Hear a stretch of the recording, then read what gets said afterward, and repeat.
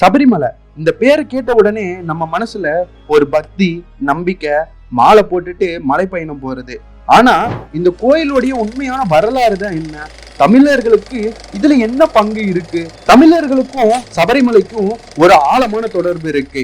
நம்மளுடைய தமிழ் இலக்கியங்களான பக்தி இலக்கியங்களா இருக்கட்டும், நாடகங்களா இருக்கட்டும், பாடல்களா இருக்கட்டும், இதுல எல்லாத்துலயுமே ஐயப்பனை பத்தி குறிப்பிட்டிருக்காங்க. இது மட்டும் இல்லாம இப்ப வரைக்கும் சபரிமலைக்கு வருபவர்கள்ல பெரும்பான்மையானவர்கள் தமிழர்கள் மட்டும்தான்.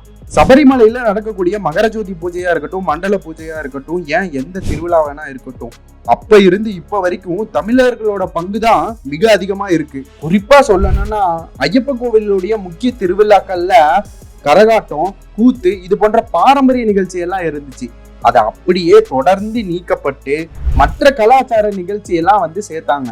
கோவிலுடைய ஆரம்ப காலத்துல தமிழ் பூசாரிகள் தான் பூஜைகள் செஞ்சுட்டு வந்தாங்க. அதுக்கப்புறம் கொஞ்சம் கொஞ்சமா தமிழ் பூசாரிகளின் பரம்பரையே நீக்கம் செஞ்சாங்க. கோவில்ல இருக்கக்கூடிய தமிழ் பூசாரிகள் நீக்கப்பட்டது மட்டும் இல்லாம கோவில் நிர்வாகத்தில் இருக்கக்கூடிய அனைத்து தமிழர்களும் நீக்கப்பட்டாங்க. முதல்ல அங்க தமிழ் கல்வெட்டுக்கள் தான் இருந்துச்சு. அதுக்கப்புறம் தமிழ் கல்வெட்டுக்கள் எல்லாம் அழிக்கப்பட்டு பிறகு வேறு மொழியில மாற்றப்பட்டது. 18 படியிலையும் இருக்கக்கூடிய தமிழ் மொழிகள் கோவில்களுடைய ஆரம்ப காலகட்டத்துல தமிழ் எழுத்துக்களால பதிக்கப்பட்டு இருக்கு. இந்த 18 படிகள்லயும் இருக்கக்கூடிய தமிழ் மொழியை மறைப்பதற்காக தங்கத்தகடுகளை வச்சிருக்காங்க. தமிழ் பாடல் தான் வழிபாட்டுக்கு முக்கிய அம்சமா இருந்துச்சு. குறிப்பா திருப்புகழ் போன்ற பாடல்கள் தான் ஐயப்பன் கோவில்ல பாடப்பட்டதுக்கான ஆதாரங்களும் இருக்கு. அதுக்கு அப்புறம் தான் தமிழ் மொழி பாடல்களை எல்லாம் நீக்கி விட்டு மற்ற மொழி பாடல்களை பாட ஆரம்பிச்சாங்க.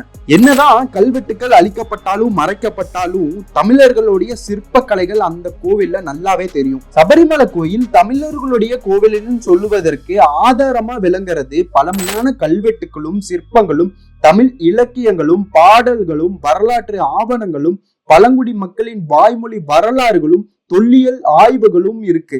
சபரிமலை கோவில் தமிழர்களின் ஆன்மீக வாழ்க்கையில ஒரு முக்கிய இடத்தையே பிடிச்சிருக்குன்னு சொல்லலாம்.